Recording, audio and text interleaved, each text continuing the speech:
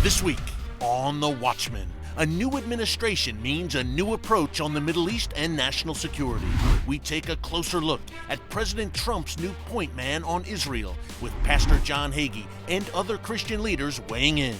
If I were the Islamic Jihad, Hamas, Hezbollah, the ISIS murders, etc., this is your worst nightmare. Plus, he's the only soldier in the world to lose an arm in combat and return to the battlefield. Meet the courageous Israeli soldier who does not know the meaning of the word quit. It's The Watchman. It's Christians united for Israel only on TBN.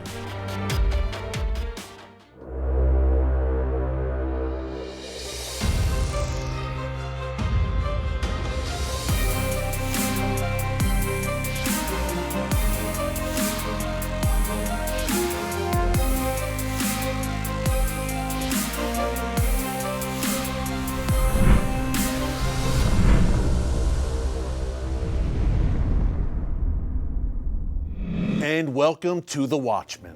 Remember when former President Obama suggested that the Iran nuclear deal his administration helped push through was going to bring peace in our time? The only alternative to that disastrous deal, he basically said, was war with Iran. But what he and others before him failed to realize is this: the Iranian regime is already at war with the United States and has been ever since 1979, when it practically copyrighted the phrase, "death to America." Whether it's sponsoring terror, murdering U.S. soldiers in Iraq, or holding U.S. sailors hostage, Iran's leadership has a bullseye on the back of the country it calls the Great Satan, us. And it is constantly on the offensive. The latest volley came on January 29th, when Iran's regime tested a medium-range ballistic missile that's capable of carrying a nuclear warhead. The Iranians did this, of course, in direct violation of a UN resolution. Now, those medium-range missiles cannot reach the United States, but the Iranians are also reportedly working on intercontinental ballistic missiles, ICBMs, that could one day reach places like Washington, D.C., where I'm standing right now. So, if you think Iran is Israel's problem and not ours, think again. Folks, Iran's regime is a world problem, but the focus of the UN and much of the world is not on Iranian missiles, but on Jerusalem. They say that Israel's supposed illegal occupation of the eastern half of Jerusalem, including the Western Wall and Temple Mount, is the main obstacle to Middle East peace. Never mind that Jerusalem was the undivided, eternal capital of Israel 3,000 years ago, and the place where God Almighty has written his name forever. UN bureaucrats want to divide Jerusalem and give half to the Palestinians for a future state that would quickly become a terror base on Israel's borders. Folks, the day Jerusalem is divided is the day your religious freedom in God's holy city ends, if you are a Jew or a Christian. Before Israel regained control of Jerusalem in 1967, the access of Christians and Jews to their holy sites was severely restricted, and you can bet it would be the same situation today if the Temple Mount would come under Palestinian control. Thankfully, the United States is about to send a true champion of religious freedom to Israel as our new U.S. ambassador to the Jewish state. And if the Trump administration follows through on its promise, Ambassador-elect David Friedman may just be working out of a U.S. embassy that is located in Jerusalem, where it belongs. David Friedman has served as an attorney and close advisor to President Trump and is now uniquely equipped to step into the role of America's top diplomat in Israel. A devout Jew and son of an Orthodox rabbi, Friedman already owns a home in Jerusalem and is fluent in Hebrew. He is committed to seeing the U.S. Embassy moved from Tel Aviv to Jerusalem, and he views Bible-believing Christians as Israel's greatest friends and allies. Along with Pastor John Hagee and other CUFI leaders, I was honored to meet with Ambassador-elect Friedman recently at a private gathering of Christian leaders in Washington, D.C., where he shared his heart and earned the respect and support of those present. Take a look.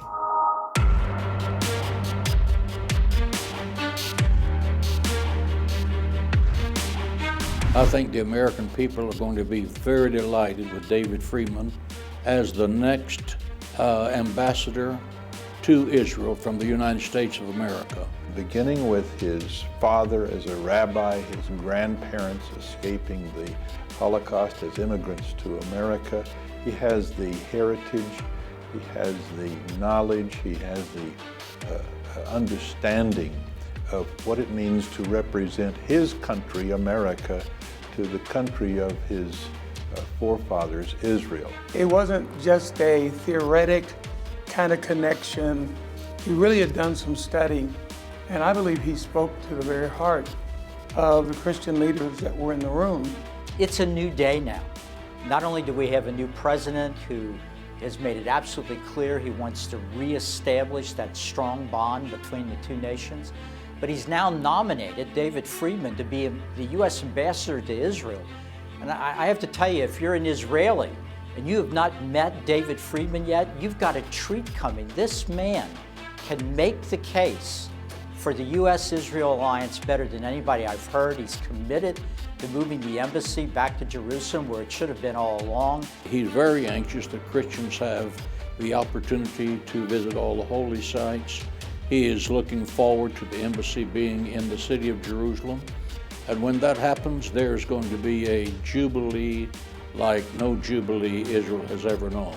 If I were the Islamic Jihad, Hamas, Hezbollah, the ISIS murders, etc., this is your worst nightmare. Israel and the United States together again fighting terror. Folks, David Friedman is a good and honorable man and would make an excellent U.S. ambassador to Israel. You can make your voice heard on this by joining CUFI and our growing movement of over 3.3 million Christians nationwide. Visit our website or call the number on your screen and become a part of America's largest pro-Israel organization as we stand in the gap for Zion's sake. Well, speaking of Jerusalem, did you know that in 1995, Congress actually passed a law calling for the U.S. Embassy to be moved to Israel's eternal capital, Jerusalem? Today, 22 years later, and with a new pro-Israel administration in office, the time has definitely come.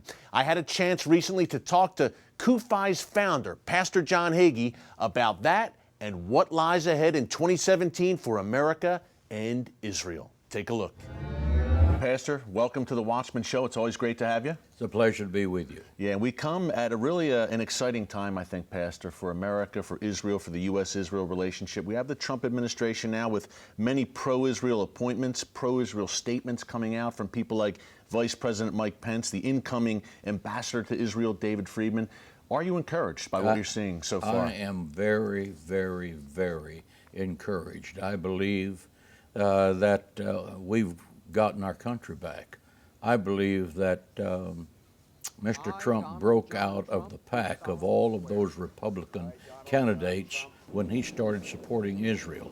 He started making very bold statements that he would be the defender of Israel, that he would move the embassy from Tel Aviv to Jerusalem, that he would be a defender of Israel.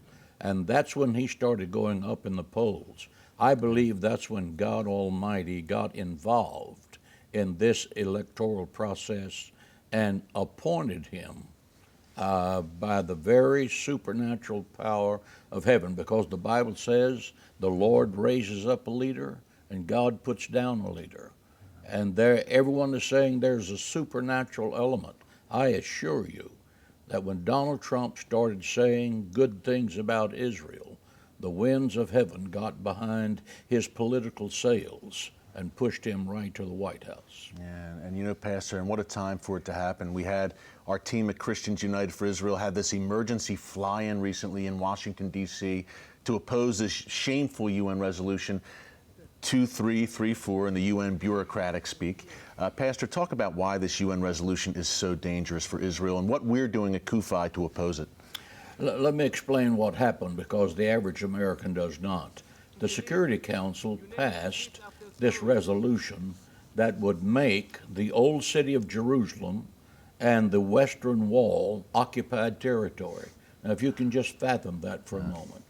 And traditionally, from 1948 to the present, the President of the United States can veto anything that that Security Council comes down with. But there is very real evidence that all of this was orchestrated by Barack Obama to create this resolution, and then when it came up, he did not veto it, which is something American presidents have been doing since 1948. And it created a sensation in the Arab world, because now the feeling is that America doesn't support Israel, that if they allowed this resolution to be passed, surely this is the time for terrorism, and this is the time for anti-Semitism just to explode, because America is lifting its hand of protection from the Jewish people. That's the signal that it sent. So we, Christians United for Israel, assembled hundreds of people in a matter of 5 days in Washington, D.C., from every state in the Union, to go and see congressmen and senators and tell them, we want you to pass a bill that will reveal what has happened and oppose this in a public, political way, so that the nations of the world will know that what President Barack Obama did was unjust, it was wrong, and the American government does not support the action of the president. And they did it. Coming up, more with the one and only Pastor John Hagee. And later, meet the amazing Israeli soldier who survived a horrific battlefield injury to reach even greater heights. It's the Watchman. It's Christians United for Israel, only right here on TBN. Stick around. Christians United for Israel was created for such a time as this. God has raised Kufi up at this moment in history to stand between Israel and those who seek to destroy the Jewish state. Israel's enemies are on the move. As dark clouds gather on the horizon, tell the world you proudly stand with Israel. Be a courageous voice for biblical unity and moral clarity when you join Christians United for Israel. Show your love for the people of Zion with this beautiful symbol of unending support for Israel. Wear the pin and join Kufi, a movement of over 3 million defenders of Israel who are raising a torch of truth to defeat the darkness. Call the number on your screen or visit cufi.org/pin to receive your free pin that will show your proud support for Israel.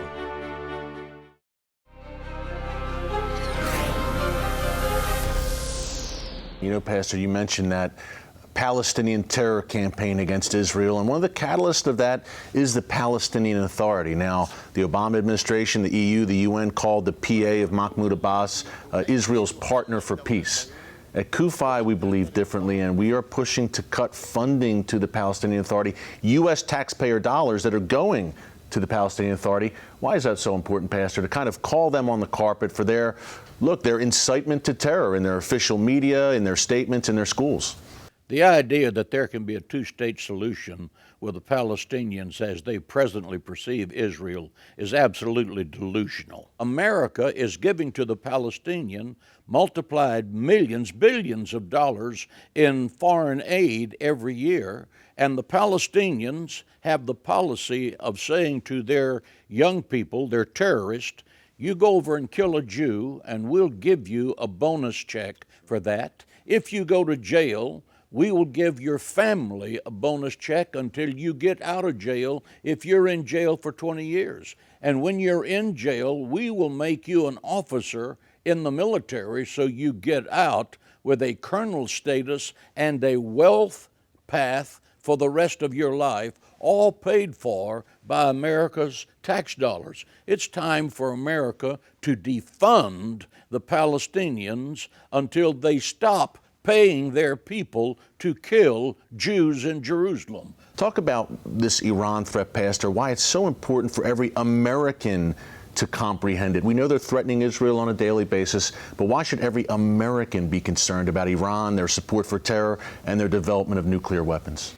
If Iran develops a nuclear weapon, they will be the force to be reckoned with in the Middle East. The Arab people recognize force and power. And if Iran gets this nuclear capability, the Arab nations will follow them and be under the iron fist of Iran. And they are saying in the streets that they intend to kill Jews and kill Americans. History has taught us one thing. Whenever a dictator says he's going to kill you, pay attention. Hitler said, I'm going to kill the Jews. The world said he's just having a bad day. But when he got in power, he did exactly that. A new day here, Pastor, some encouraging signs with Iran and with the new administration coming in and with Christians United for Israel. I really believe this is our moment. I agree. We operated in the darkness in many ways in the last 8 years. Now we have a chance to operate in the light. Pastor, talk about some of the exciting things you see for CUFI in 2017 and beyond. Well, let me say that in the Obama administration, we were slugging through the wilderness, 8 years of resistance. Since the president has been inaugurated, I've received a call from the ambassador-elect and David Friedman. David Friedman has expressed to me his appreciation of CUFI pushing that campaign. And he is saying, I want to work with you. David is an Orthodox Jew. He speaks perfect Hebrew. He is an attorney. He has been Mr. Trump's attorney for some 15 years. This man has Bible points of view that this land belongs to Israel because God Almighty gave it to Abraham, Isaac, and Jacob.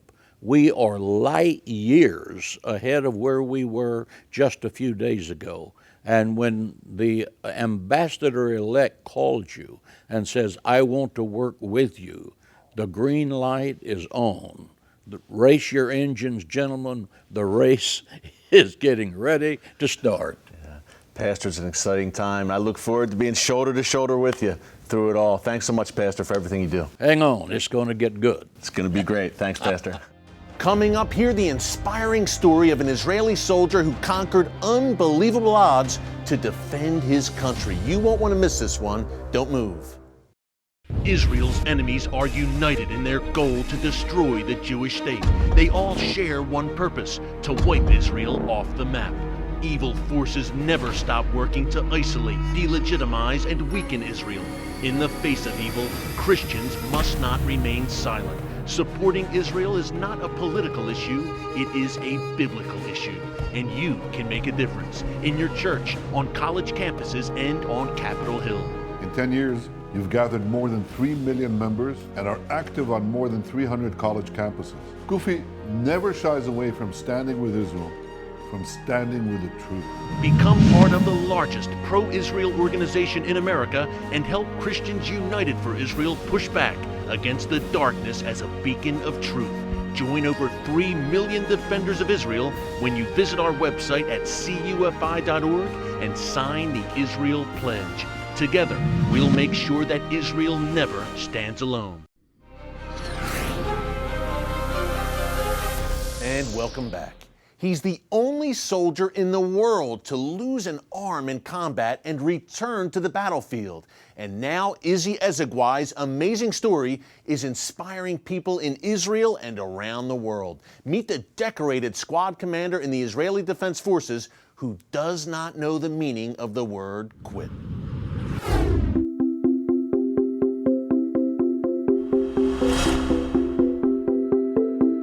I wasn't born into like an Orthodox family, an Orthodox Jewish family.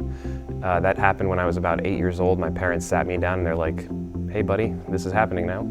And I was switched to a religious school, and that was really the first time that we started to learn the Bible, the Torah. And I discovered the Israelites and how they suffered in Egypt, what they went through as a people, and it bothered me. And the main catalyst was my father decided to take my family to Israel for my bar mitzvah. And we spent 3 weeks traveling the country. It really was an amazing trip. But on one of the very last days, we decided to drop off our laundry at a laundromat that's on a very busy intersection.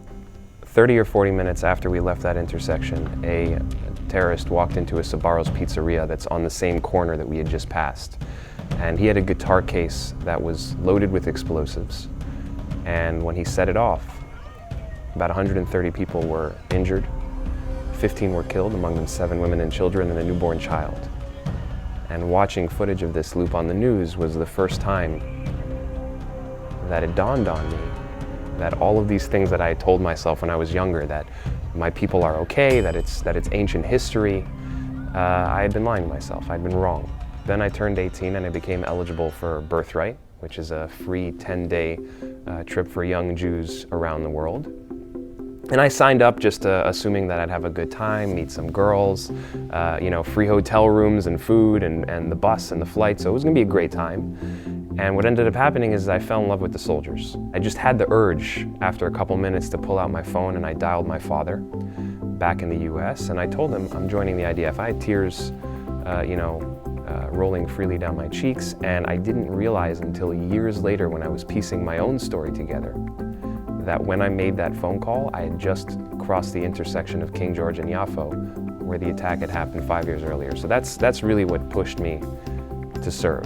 By the time the 9.5 months of training had ended, I felt ready for whatever would come my way. I got a phone call from my commander, and even before I picked up, I knew that something had to be wrong because I saw on the caller ID that it was him and it was the Sabbath. He wouldn't be calling if something hadn't happened.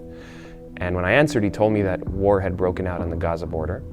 This was Operation Cast Lead at the end of the year 2008.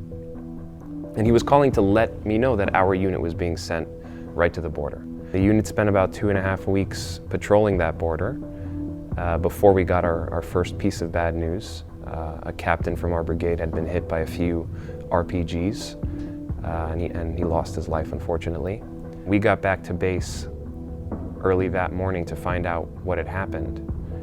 We were told that we were going in for the first time so that we could replace his position, that we could retrieve his body, reinforce his unit. And it was while we were preparing on base that a mortar landed about 1/2 foot away from me. A mortar is a very large military-grade munition. It has a very large blast radius, so if it landed, unfortunately, in the center of a room like this, the entire room would be destroyed. And it landed about 1/2 foot away from me, so having lost my left arm was a breeze, I guess I can say, compared to what could have been. The decision to go back was not a long evolution. It's something that happened right away. I woke up knowing that I wanted to go back. There were a lot of trials along the way. I had to overcome the medication, which was very hard to stop taking because of the severe phantom pain that I still feel currently. I still feel it now. And the doctors were begging me to take it, were telling me that I was crazy to stop. But I understood that a combat soldier is allowed to suffer through pain. Every combat soldier suffers. I still serve. I'm in the Special Forces. I promise you I suffer every year. We all do. But he can't be dependent on medication. So the only way I was going to go back is to stop taking it and to suffer. Now I knew that it wasn't only about me anymore. That if I succeeded, that it would inspire the soldiers around me. That they would see how much it mattered to not only to someone who was wounded, but to somebody who wasn't born there, who didn't have that official obligation. I think it's an obligation regardless. I was very excited at the opportunity to speak for CUFI on campus. CUFI in general, but campus specifically. When students from CUFI stand up for Israel on their campus, they see these students again and again. They have to pass them in the halls, they see them in classrooms. The fight continues for them. And the fact that they choose out of their own volition to do this, to me, is inspiring. Up next, my final thoughts on the man who was about to become America's next ambassador to Israel. Stick around. Christians United for Israel was created for such a time as this. God has raised CUFI up at this moment in history to stand between Israel and those who seek to destroy the Jewish state. Israel's enemies are on the move. As dark clouds gather on the horizon, Tell the world you proudly stand with Israel. Be a courageous voice for biblical unity and moral clarity when you join Christians United for Israel. Show your love for the people of Zion with this beautiful symbol of unending support for Israel. Wear the pin and join CUFI, a movement of over 3 million defenders of Israel who are raising a torch of truth to defeat the darkness. Call the number on your screen or visit cufi.org/pin to receive your free pin that will show your proud support for Israel.